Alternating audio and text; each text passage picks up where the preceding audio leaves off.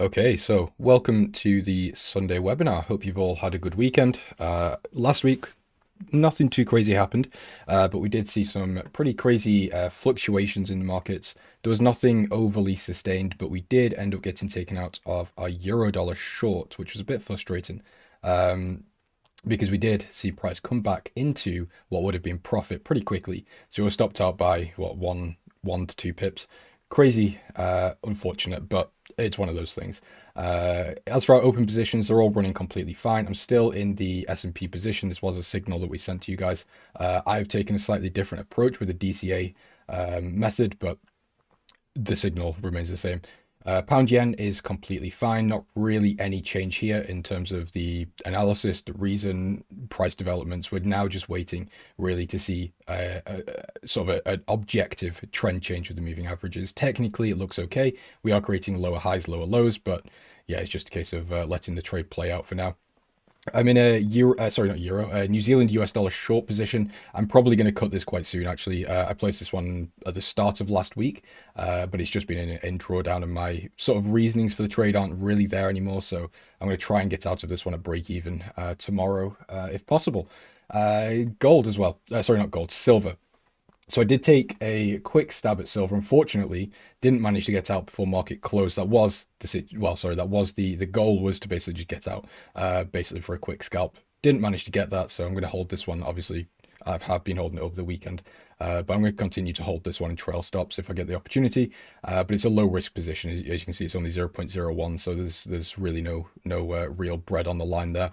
So moving forwards, as for the week ahead, there's not really too much I'm overly interested in. I'm more just looking now to let the markets play out, see what happens, wait for the government wait for the US government to reopen, so then we can start getting some data in and we can start placing our bets on the Fed.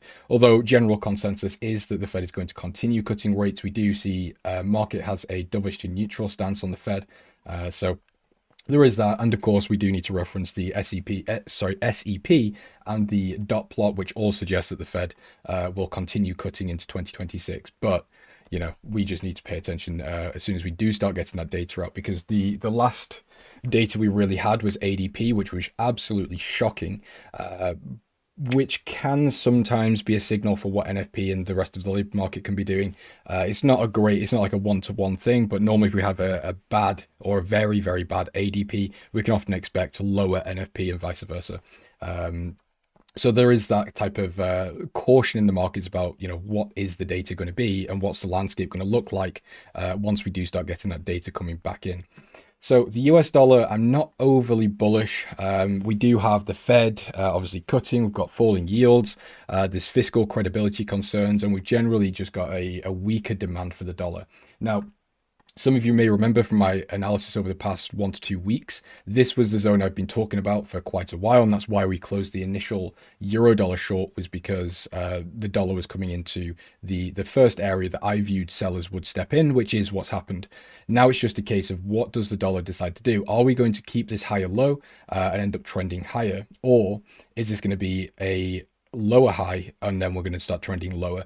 Now, obviously that's a case of, it's going to move up or it's going to move down. In the markets, that's not good enough. But as I already said, it's very, very difficult for me to start building a longer term idea because there is no data, and I'm an interest rates trader at the end of the day. So with the dollar, I'm kind of neutral. I am slightly bearish, but the money I'm willing to put on that idea is very, very limited. So dollar yen, I don't really have any interest in. There's a couple of reasons for dollar yen. So we've got obviously a relatively weak dollar, which is why we are seeing dollar yen start to come down. But mainly we do have the Ministry of Finance intervention risks. So dollar yen above 150, basically the level that the MOF is uncomfortable. And the MOF are the people, for those of you who don't know, the MOF are who basically do the interventions. So if they do start intervening, it's very likely we're going to see this market take a bit of a tumble. Now, yes, they are often corrected very quickly, but that doesn't really matter. If you are in a buy position here, let's say, there is nothing you can do. It happens so quickly and so sporadically, or so like out of the blue. It gives you pretty much no time to manage the position or do anything. It's just a case of the trade's open, then it's stop loss. So that's something that is concerning me about being a buyer. Now, the other hand, what I do like about being a buyer in this market is we've obviously had the Japanese PM get elected, and she is typically, or she does have a dovish stance about her. She's quite open to fiscal spending without much regard for the debt. I mean, I'm saying that, but when I say without much regard for the debt, I don't mean she's going to destroy the economy, but I mean that's sort of the consensus is that she's not, or she's more focused on spending, and obviously sort of rate cutting is her methodology, or thought process. I'm not expecting cuts by the Bank of Japan, but it does really, really ruin the path to normalization that we were expecting the Bank of Japan to go on, which would have driven dollar yen much lower. So I think for this market, there's an argument to be a buyer and a seller. For now, I'm completely on the sidelines. I've got no interest in being involved. Again, I kind of just need to wait and see with this market. Dollar CAD. I think dollar CAD, we could see some upside. So although I'm not overly optimistic on the dollar right now, I think that dollar CAD does have some upside. So if we just check the edge finder, we do have dollar CAD getting a bullish reading, but we do have here the Canadian dollar. Oh, sorry, Canada's economy is definitely not doing very well. Now, it's difficult again to try and score it against the US dollar because we've got limited data coming out of the US due to the shutdown. But on face value, dollar CAD is still a very, very nice opportunity to buy. Now, on the H1, so I wouldn't be looking to swing trade this really. It'd be more of an intraday position. Buying off this 200 if we can see market open and hopefully not a massive run up and we can get some sort of entry towards London session tomorrow, that would be great. I'm actually not sure. Let me just see. Is this a... Oh, gross. Hold on. Let me change that back. There. So it is actually a fib projection, technically speaking, because we didn't really close below our 0.618. We have come back straight into it. So I would consider this a relatively reasonable fib pullback as well. So I think the technicals are there. The edge finder's there. And I think there is possibilities for the dollar to strengthen, but I don't think it's like I don't think it's going to be a rocket to the upside is what I'm trying to say. Pound Canadian, this is probably my favorite setup going into this week. Now, technically, there's a couple of things here. We do have previous resistance, which is quite nice. So we do have this break and retest. That's like my bread and butter setup, along with this bullish trend that we've got. So technically, it looks okay. The only real downside is that we haven't had... Why is that not changing? We haven't had a reasonable fib pullback. Now, I would be willing to disregard the fib slightly in this situation if we can see buyers stepping back into this market and a continuation to the upside. Again, we do have the edge finder. This is the second most bullish reading with a score of 9. So fundamentally, it is quite a good market to be a buyer of. From then on, we've got NASDAQ and the S&P. I'm not going to go too much into those markets. Obviously, we're already in the S&P, so it's not... I'm not really looking to get into another signal or another position on the US markets or the US indices markets, just because I don't want that extra exposure. So yes, while I think there is upside to come, I think technically speaking, we are pretty extended, very similar to gold and silver. Actually, I think that yes, we could continue higher, but the risk of a mean reversion is a little bit intimidating for me. So what we've got to think about is, yes, the trend is very good, the fundamentals are very good, but because we are at extremes, and when I say extremes, I got called out for this the other day, because I was talking about gold being overpriced. Now, what I mean by extremes and overpriced, I don't mean the actual asset is more than what I think it should be. When I say overpriced or overvalued, what I'm talking about is relative to its indicators. So things like Bollinger Bands, 200 moving averages, VWAPs, all of like the fair market value indicators are very, very different to what price actually is. So that's all I mean. Again, I'm not saying gold can't go to 4,000, 5,000, 6,000, but anyway, just wanted to clear that up. So all it's going to take really is for some whale to start taking profits. This market starts taking a hit, we get more whales taking profits, and it's going to lead to a larger retracement, maybe 5, 10, maybe even 15%. So I'm just cautious. Again, I think the risk to reward ratio is definitely there. If you get into a buy position and start holding these markets, US markets, into new all-time highs, perfect. Obviously, the risk you take is on you, but I think the potential reward does outweigh the potential risks. Having said that, again, we are already in the S&P, so just take care with your exposure. So that's pretty much that. Euro pound. I don't really see much going on with Euro pound. I don't typically like to swing trade Euro pound. It's more of a mean reverting asset, which does kind of fall into possible short ideas, but it's tricky because Euro pound is a little bit unpredictable in terms of short term moves. Long term, it's one of these markets where when it spikes, you can generally expect it to come down. And in recent history, Euro pound is showing this perfectly. So we have a pretty large spike up, then we come down, create a new low. Large spike up, come down, create a new low. Same thing here, spike up, new low. Now this trend or this behavior has only really been broken towards this year where we have the spike and we actually create a higher low. Spike and we've failed to come back down and create new lows. So I would expect this behavior to continue. I wouldn't be surprised if Euro pound does eventually continue to run down, create new lows, and basically just continue the way it does typically behave. However, this year we've obviously had different factors in the market. We've had tariffs, we've had trade war, and all the central banks are cutting or at least holding as well. So there are some slightly different dynamics that we do need to keep in mind. So what I'm trying to look for here is either on the lower time frames a very, very obvious clean change in trend, so we could look to sell if we get a break and retest lower, or if we can see the daily start to break these lows. Generally, I could look to start building some sort of DCA short position. I'm not a huge fan of that idea just because, you know, it's quite an aggressive trend and it's been very prolonged. I don't want to get caught in that for too long. But I suppose the positive for that is that you get paid positive swaps. Oh, sorry, I suppose it's actually a negative swap market. So you do get paid swaps to be a short seller, which is a slightly nice bonus. So last thing is pound Swiss. I'm actually considering getting back into pound Swiss longs. I think the entry we had, the trade we had was fine. I don't think I really would have changed anything about the position itself. I just think it maybe was a bit too early.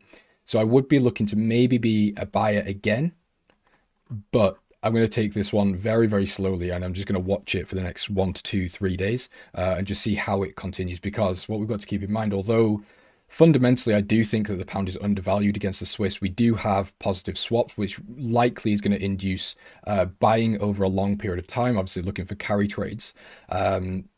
We are selling into a very aggressive trend, and although this is multi-year lows, there are much lower prices that this market could theoretically go to. So I'm just going to take it slow and see what we can possibly get out of this market in the next 1 to 2 weeks. So last thing is gold. Now we have discussed gold briefly in our Discord, but it really depends on how you look at this, because there's an argument for both sides, and I think both are absolutely valid. So gold has a history of a 9-week candle pattern. So this is when gold rallies for 9 consecutive weekly candles. And you can see, I think every single time except one, in fact, you can go back and look in the chat. I can't remember the exact date off the top of my head, but every single time gold has 9 weeks of consecutive bull candles, we see I think it's 18 to 13% drop on average after that. So we can see here in 2006, gold rallied for 9 consecutive weeks. Then it reverted by almost 25%. Same thing here in COVID in 2020, 9 bullish weekly candles and then reverted by 18.3%. And now, not only have we got 9 weekly candles, we've also had this massive, massive bullish trend. It's been completely undisrupted since, let's say, February 2024. Over a year of just basically non-stop buying of gold. So it puts me in a situation where I think fundamentally gold has more than enough reasons to continue higher. I mean, we've got the Fed cutting rates, all the central banks, all the major central banks are either cutting or holding. And there are still relative uncertainties. I mean, we've still got the US and China situation kind of on the table. So there are reasons absolutely for gold to continue higher. But as I spoke about with Euro Pound, these market behaviors shouldn't be completely ignored just because of the fundamentals. Market behaviors are something very, very relevant, especially when you're looking at daily, weekly, and monthly timeframes. So it would make me start to look for some sort of mean reversion on gold. Now, I'm not a bear, I'm not super bear. I don't really think we're going to start seeing 2600, at least not anytime soon. But it wouldn't surprise me if we see some sort of retracement, maybe even just 50%. Here, maybe even 50% of just this 9 week candle move. That would also be completely fine. So all I'm saying with gold, if you are a buyer, just take a lot of care because we've already had this daily candle. Now, the last thing I'm going to say about this is when we've had these 9 weekly candles and then we do start to see the market revert, what we often see is on this weekly candle or on the previous weekly candle close, on the ninth one, on the 10th, we do see some bullish movements. Now, I'm not sure, I don't have like percentages and all of those probabilities, but we do see upside and it basically just ends up being a wick and that's when we come down. It's sort of like it's inducing buyers to buy the top. So I'm not telling you to not buy gold. I'm not telling you to sell gold. I'm just saying be very, very careful. And if you are going to be involved with gold, please just watch your stop losses and yeah, pay attention because it could get quite messy. It could get messy very fast. Really hope it gives lower price. Excited on Friday. We'll buy. Yeah, that's the thing. I think gold is one of the assets you could just buy the dips. Eventually, that's not going to work because something I was saying on my stream on Friday with on the A1 stream was at some point we're going to get this where it's like, oh, I'm going to buy the dip and then it comes lower, and it's oh, I'm going to buy this dip and then it comes lower. I'm buying this dip, and by the time you've actually realized what's going on, all you've been doing is buying lows on a downtrend. So I'm not saying you guys are obviously going to do that because we take precautions within Elite Traders, but this is obviously going on YouTube, so I'm speaking more to a general audience as well when I say that. So I think that's pretty much it. So I'm just going to do a quick scan or a quick run through here. US dollar leans bearish fundamentally, in my opinion. Euro is slightly bullish, but nothing overly interesting. The yen is neutral to bullish. Pound is completely neutral. Swiss is bullish. CAD is bearish. Australian dollar is bullish. The NOK is bullish. SEK is neutral to bullish. Gold is strongly bullish. Silver is bullish. Oil is neutral to bearish, and the US indices remain bullish as well. That's all based on bank report readings, by the way. So if there's any discrepancies between what I've said and the list I just read out, that's why. Because that's not my list. Okay, so I think last thing we'll go over until before we end the stream is the news we've got coming this week, or at least the high impact news that we'll just take a quick look at. So consumer price index for New Zealand. I don't think we're exposed to New Zealand, so I'm not too concerned about that. Obviously, that is tonight UK time. China, we're not exposed to China or the Australian dollar right now, but again, might be worth paying attention to. We've got Lagarde speech on Tuesday. That will be quite relevant. So I would listen to that if you have the chance to. Bank of Canada Consumer Price Index. So inflation for Canada, again, that will be very important to listen to because the general consensus around the Canadian dollar is that it's very weak. So any sort of bullish comments that come out of that could be, sorry, not bullish comments, any sort of bullish news that comes out of that could be a bit of a game changer, or at least a short-term trend changer. UK, we've also got some inflation, another Lagarde speech on Wednesday. God, she loves to talk. Friday, we have got retail sales for the UK, some German news, some European news. US data. We might get the US data, but I don't know. It depends if the government opens or not. So, in terms of that, we'll have to just wait and see. Nothing we can really do there. Anyway, ladies and gentlemen, is there any questions before I head off? I do have an open long and silver. Yeah, I think Phantom. I think we both took sort of the similar idea on silver. I'm not going to hold it for very long though. I think I'll probably close silver on Monday or Tuesday if I get the opportunity to. It was supposed to just be a sort of a quick scalp as the market closed, but unfortunately didn't quite work out like that. You have to trail stop losses. Yeah, I think that's another great idea. Anyway, guys, it seems like there's no questions, so have a good one. Enjoy the rest of your weeks, and I'll speak to you tomorrow in the chat.